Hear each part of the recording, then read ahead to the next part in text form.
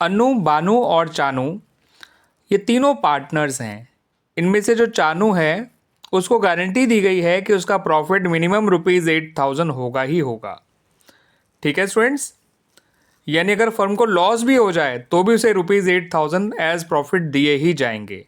ठीक है स्टूडेंट्स, इस बात को ध्यान रखिएगा। गारंटी का मतलब ये हुआ करता है कि चाहे फर्म को लॉस ही क्यों ना हो जाए, उस पर्टिकुलर पार्टनर को जिसको गारंटी दी गई है उसे उतना अमाउंट दिया ही जाएगा। यहाँ पर चानू को मिनिमम ₹8,000 दिए ही जाएंगे इन एनी केस। ठीक है स्टूडेंट्स, और ये गारंटी दी भी फर्म ने ही है। अब फर्म को लॉस हो गया ₹5,000 का ड्यूरिंग द ईयर। अब आपसे ये पूछा गया है कि जो बानू का कैपिटल अकाउंट है वो क्रेडिट होगा या डेबिट होगा, पहले तो यही बताइएगा, और कितने रुपए से होगा फाइनली। ठीक है, इस गारंटी वाली बात को ध्यान में रखते हुए तो स्टूडेंट्स, फर्म तो पहले से ही लॉस में है ₹5,000 के, है ना स्टूडेंट्स। अब हमें ₹8,000 और देने ही देने हैं चानू को, क्योंकि गारंटी लॉस के केस में ही पूरी की जाती है।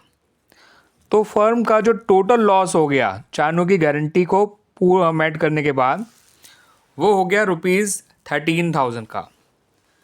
अब यहाँ पर हमें आनू और बानू का आपस का कोई पुराना प्रॉफिट शेयरिंग रेशियो नहीं दे रखा है, तो उसे आप इक्वल ले लीजिए, क्योंकि ये लॉस जो है 13,000 का केवल इन दोनों में ही बांटा जाएगा। चानू का इसमें कोई रोल नहीं है। इस 13,000 के लॉस को इन दो लोगों में इक्वली जब बांटेंगे तो आनू कह रहा हूँ मैं, अनु और बानू जो भी आप कहें, दोनों में ये लॉस इक्वली बढ़ जाएगा 6,500। और जब कोई लॉस पार्टनर में बांटा जाता है तो पार्टनर्स के कैपिटल अकाउंट डेबिट हुआ करते हैं, ना कि क्रेडिट। तो यानी जो बानू है उसका कैपिटल अकाउंट डेबिट किया जाएगा विद ₹6,500, जो कि आपको स्टूडेंट्स ऑप्शन नंबर बी में दे रखा है। तो option number B is the right answer.